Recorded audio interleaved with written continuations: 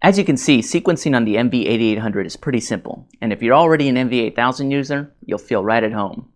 Now some of you may have an audio CD that you want to rip from. Here's how quick the MV-8800 does it. To rip samples from an audio CD, follow these simple steps. Insert your audio CD into the CD tray. Now press the Import button. Press F1 to select the drive. Select Audio CD from the menu box and press Enter. A listing of all the tracks on your CD should appear. You can cursor up and down to select different audio tracks and press F4 to preview them. If you want to import multiple tracks at once, use the Mark On/Off feature to mark multiple tracks and then press F5 to import. I'm going to only select one file and now press F5 to import. You'll now notice the Set Time box appears.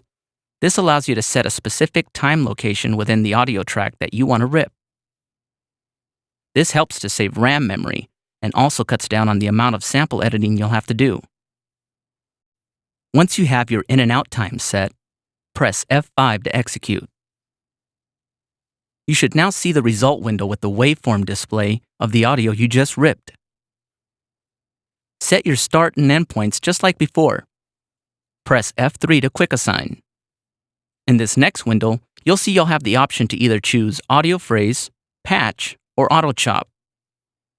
I can use the drum loop as an audio phrase, but I'm going to use the auto chop feature by pressing F1 to create a chopped drum kit. Now press F3 to select Auto Chop again. Make sure in the Chop Type section that Level is selected. Now press F5 to execute.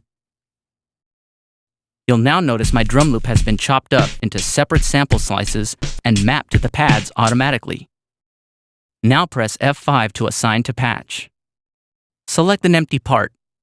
I'll use part 3 and press F5 to execute. Let's create a new MIDI track and assign the chopped kit to it. Press the pattern button to return to the main screen.